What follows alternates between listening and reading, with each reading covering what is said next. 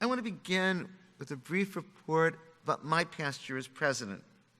We'll then recognize this year's Order of the Coif Book Award winner. We'll memorialize the law professors who passed in 2022.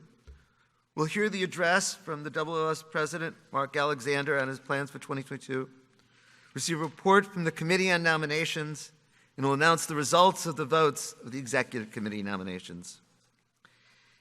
As I conclude my year as AALS President, I just want to speak briefly about it.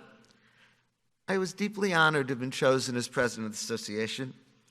As I looked at those who have served in this role over the past 122 years, I was truly honored to be among them.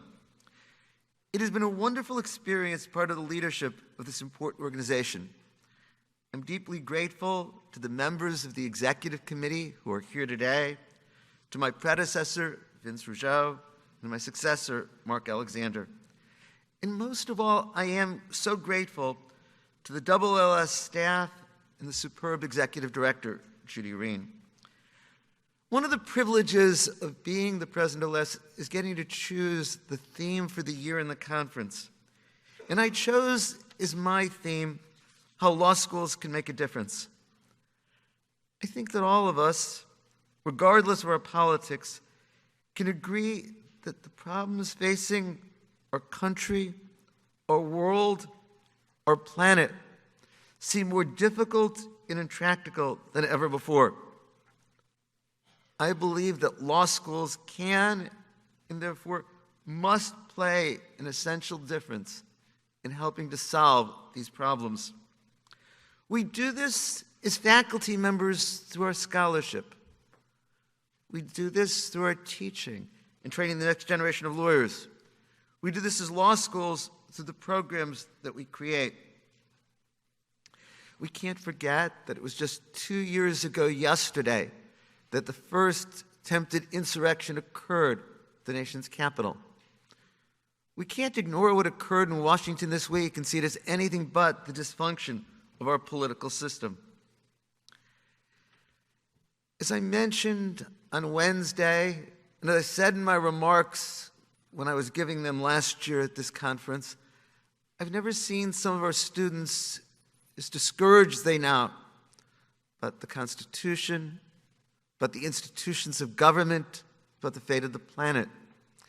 And I was so moved on Wednesday morning when I heard Justice Sotomayor answer this question and say that so many people have given their lives to fight for civil rights that we can't abandon their legacy by giving in to despair. I know that the AALS will continue to make a difference in this regard. I was so gratified to see how many sections did their programs around the theme of how law schools can make a difference. We will have a second online conference on May 4th on protecting democracy. It follows the AALS Excellent Conference 2 years ago. We'll have a conference on July 10th on how law schools can achieve diversity in light of the Supreme Court's forthcoming decisions on affirmative action. Now, there's so much more to come.